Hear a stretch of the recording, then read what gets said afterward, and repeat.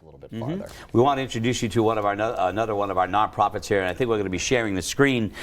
We would like to welcome to the stream Justin Monroe, the Executive Director of Grow Nashua. And Grow Nashua creates urban vegetable farms in Nashua and city schools and uses this common ground to empower people to foster relationships in the community. Grow Nashua is going to reach about 6,000 people in 2022 through gardens, school programs, public cooking, gardening classes, farm stands, and its curbside compost pickup. That's a lot going on there, which diverts about 150,000 pounds of food waste each year from Nashua's landfill. So, Justin, thank you very much for joining us. It's great to see you. How are you? Yes, I'm good. I'm good. Thanks for having me. That was it's fun to listen to all those things that are going on. Makes me wonder how I have time to be here right now. That's a pretty big slate of things. Now, if I understand it right, you and your wife Jessica started this program about 6 years ago. What was the impetus for it? How did you come to this? Well, we were actually, she and I, in the beginning of spring, we were outside in our own garden here at my home, and we were just kind of thinking about how great it was to be outside. You know, the beginning of spring when you just want to get outside and absorb the sunlight and do anything out there. We were just cleaning up. Sure. And at the time, there was a lot of information on the news about immigrants and refugees and being in Nashua, and we weren't really sure whether they were in Nashua, but we thought if they were, it might be something that they're feeling pretty detached from, because we knew that we enjoyed it both from this providing us food and also from the fact that it's something that's just mentally healthy to be out there and doing something that you enjoy. So we were like, hey, maybe we should give a little section of our yard to a family if somebody lives in town here. And then as we started thinking, we were like, well, that could just be one family. Maybe there's more families out there. And so as we started doing some research, we realized that Nashua does take in a lot of refugees from other countries. And we did have a population of people that were interested in growing some food. And so we kind of just got connected in with the United Way of Greater Nashua. They kind of directed us and connected us with St. Joe's Hospital here in town. St. Joe's Hospital was like, we love this. This would be good. You know, people from other countries that are here tend to feel pretty isolated. Not so much immigrants. They have their kind of, oftentimes people travel in communities and they have community, but refugees really kind of end up being isolated. So they were like, let's give this a try. So our first year we had 20 different families from 12 different countries in a plot outside of the hospital. And from there, it's just kind of blossomed every year. We've added a little bit more. We just kind of do the next right thing every day, and just believe that it's the good work that we're putting forward that's making a difference in people's lives. It sounds like great work, and I'm sitting there and I'm thinking about farming and raising their own food, which obviously is healthy for them, but also and sustainability. Plus, it also has to help their frame of mind, their sense of independence, as well as purpose. Right? I would imagine.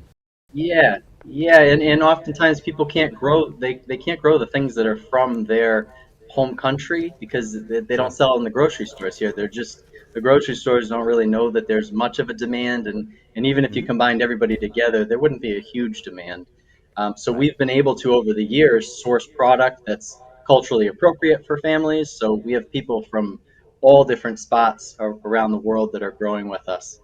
That come here, and we're intentionally trying to get those extra pieces of extra seedlings and extra seeds that people can use to grow their food that's from their native to their country. That's great. So Justin, this is maybe a bit of a teachable moment that goes both ways, right? I mean, you're potentially helping these refugee families learn about what sort of grows in the ground in New England. That's the most common foods here that they may not necessarily know a lot about, but vice versa, they're teaching you about what some of their dietary desires are and what can grow here that we've not considered. Absolutely. And we try to do a lot of our programming in a very full circle motion. So the Cooking Matters program that the New Hampshire Food Bank runs has been a great partner of ours for years. They've come in with these cooking classes and said, hey, here's the food that you guys just grew. Let's figure out how to cook it. So that could be the things that are native to here in Nashua, but also some of the things, like you said, we're learning from them and they're learning from us. And same thing with farming practices. Same thing with the general, sense of patience I've learned a lot of from other countries. We're very fast around here, and maybe the Right. sense of urgency is a little too much sometimes. But so it's nice that it is nice to learn from and friendships. And at the end of the day, all of our programs are really about community building. We're Sure. in the I love it. schools. We're teaching these kids how to grow. These kids in the school gardens how to grow food, how to put their hands in the soil, and we're working with their parents in the community gardens. And then we give out food at a little free farm stands that's available every day of the week through this summer. So it's really it's really a whole picture. It's how do we help people? How do we connect with people? Because then what's awesome about that is when we have connections with people. And for example, last year Patagonia was like, "Hey, we have 300 coats that we can't sell. They're either gently used or they were returned and we can't sell them as new. Do you have families that you can get them to?" And we were able to get them out within 24 hours. Wow. That's great. So that's That's the great. type of thing that if we have these connections, we can make happen. Justin Monroe with us, the executive director of Grow Nashua, and I know that everybody feels, the pinch at the grocery store with the rising prices. Tell us a little bit about what you're doing with the Lil Free Farm Stand program and how you're helping there. Yeah, so the Little Free Farm Stand program, we kind of just came up with this idea of like, hey, what would happen if, I always have an extra two zucchini that I am always like, who wants these? And my neighbors have had enough and they might grow and they have too many. And everybody's like, I don't know what to do with the zucchini. So that kind of inspired the idea of like, all right, if everybody had two and we have 20,000 households in Nashua, not everybody's growing a Gordon, but that's Right, right. 40,000 zucchinis, right? So we thought, what if we were the interim, that middle body that took in all of these produce, two pieces at a time, and then redistributed them. So our first year, we were fortunate enough to partner with one of the local churches here, and their members of the church were actually donating food, and we were able to, as well as an organization called New Hampshire Gleaners. So we were able to take in this food and then redistribute it out to the community at the tune of 1,500 pounds. Yeah, 1,500 pounds. And then last year, we were able to triple the size due to a sponsorship with Service Credit Union, and we gave out 7,500 pounds. In this Wow. year, our goal is 15,000 pounds, and we're going to actually Wow. we're raising money to purchase a truck here eventually this in the next 3 weeks or so that we set up little free farm stands that are physical locations right in the heart of where people are most food insecure in the most inner city neighborhoods. And this year we're going to also be able to kind of drive into those tight, in Manchester and Nashville, you get those tight street corners, those tight streets where you can't put anything. You can only park a little pickup truck, flip on our ice cream truck sound, let neighbors know that we're there, and people come out and get Right. veggies. So that's kind of the vision. I hope they're not upset that it's not ice cream, though. This is great. Justin, do you need? Justin, do you need?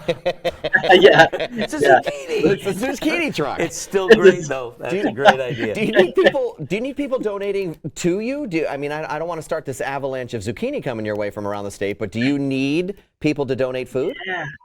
Yeah, absolutely, absolutely. We want to shift the mindset of our culture of being food consumers to really being food producers. Like, let's take some Okay. control. Let's bring in some extra food. Because any extra food that we have that we raise that we cannot distribute directly to the families at the end of each day, 7 days a week, we're distributing food from the Little Free Farm Stand. At the end of the day, if we have left over, we drop it off at a pantry, or we drop it off at the veterans home, or we drop it off at a women mothers in transitional housing.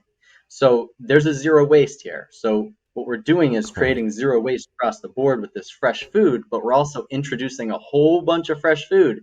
And people say when they I mean, you taste a tomato out of my home garden, it tastes different than anything you're going to get at the grocery store. Oh yeah, No that's doubt. true. And the No people doubt. So and our clients, our people that come, the families that come and get this food, they're like, man, this is great food. This is the best. I can't get this anywhere. I can't buy this. I can't drive to a local farmer's market or a farm. I don't even have a car. hmm And that's the reality so of what people are struggling with. So we're there to kind of Scott meet was that asking gap. about, do you need help? I mean, do you need for people to donate food? Well, what other kind of help do you need at Grow Nashua? Do you Yeah, need more right off. I mean, volunteers? we have an amazing crew of volunteers year over year. We have probably 300 people that engage with us yearly. Wow. We couldn't do the work that we do without them. We have amazing partners in the city. Anybody that lives in Nashua that wants to get involved or wants to start their own avenue of outreach within our program, we also have started a few smaller projects from Grow Nashua that have sprouted out and become their own thing.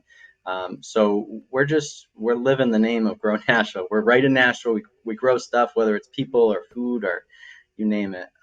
That's what Good we're for doing. you. So yes, we'll take food. If And people are interested, they can click on the little button that's the little free farm stand. They can sign up at whether they need food or whether they have food. They can sign up on that same spot.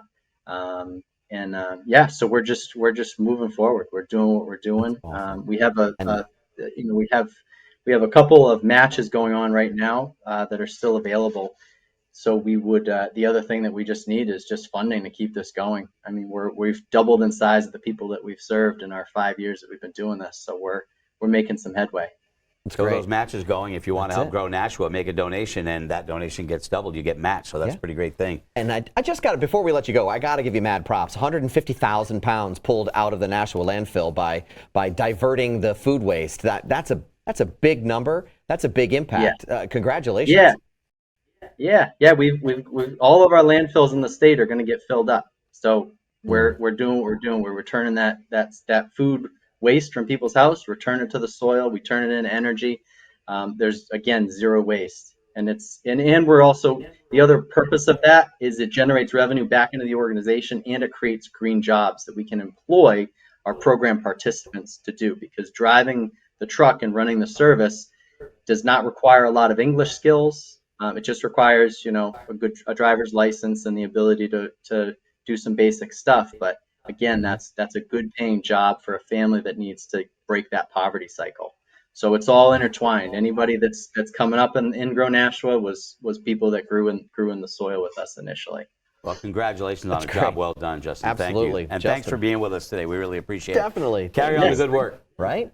Thank Boy, you both. you got it. That's a lot of work going a lot on. of Thank work, you, man. Justin. Thank you, man. That's impressive. That's a whole lot. And he's sort of closed the energy loop, if you will. Yeah. That's very You impressive. think about families, he's talking about immigrants and refugees coming. I mean, to be able to grow food that is native to their culture Yeah. and working to get that. You can't just walk into a greenhouse and just get that kind of thing. No. That's got to be a pretty good feeling for an immigrant or a refugee to get their home, the food they grew up Yes. with. I mean, that's unbelievable. Awesome. That's great. And a learning moment for us here in New Hampshire. Oh, yeah, Figuring out, absolutely. hey, I didn't think we Absolutely. could grow this. So that's just very cool. So Yep. another example of one of the wonderful beneficiaries of your generosity that you can donate to in the next 60 some odd minutes and as we close out New Hampshire Gives 2022. In fact, we've got another video feature.